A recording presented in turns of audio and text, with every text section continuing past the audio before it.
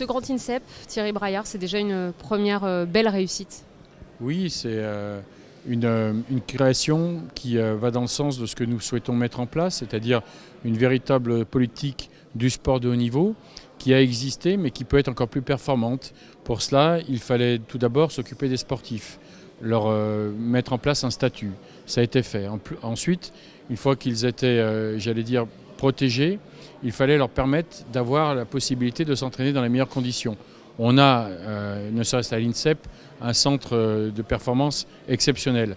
Mais nous avons aussi tous les CREPS alentour.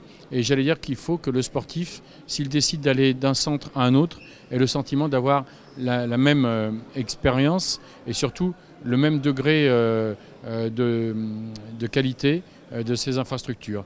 À partir du moment où on va labelliser les CREPS, avec des critères très précis, très difficiles, cela va pousser les uns et les autres dans une saine émulation à se mettre au niveau de performance pour que les sportifs, quel que soit l'endroit où ils veulent s'entraîner, aient quasiment le sentiment d'avoir les mêmes prestations, la même qualité de prestations pour pouvoir performer dans leur discipline.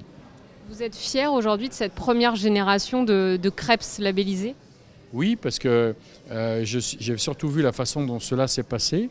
Comme je parlais de saine émulation, la volonté des CREPS, des directeurs et de leurs équipes surtout, de se dire allez on y va, on va aller sur cette certification et en y allant, on peut avoir le bronze, on peut avoir l'argent, puis bientôt certains viseront l'or. Puis ceux qui n'ont pas eu aujourd'hui les premiers labels vont obligatoirement se dire on ne peut pas rester derrière, il faut qu'on y aille. C'est cet esprit d'émulation qui me plaît beaucoup. Parce que je crois que derrière, c'est pour l'intérêt des sportifs que nous faisons ça, pour qu'ils aient les meilleures conditions d'entraînement où qu'ils soient. Est-ce que c'est un modèle qui a été aperçu, peut-être ailleurs en Europe, dans le monde ? Le modèle français est assez spécifique et c'est vrai qu'aujourd'hui, nous permettons à nos sportifs d'avoir des conditions assez exceptionnelles de préparation, que ce soit à l'INSEP ou que ce soit dans tous les autres centres de France, ou les écoles spécialisées comme l'École nationale des sports de montagne ou ce genre de choses. Donc je crois que la France est en avance sur ce terrain et il fallait que cette avance, on la conserve.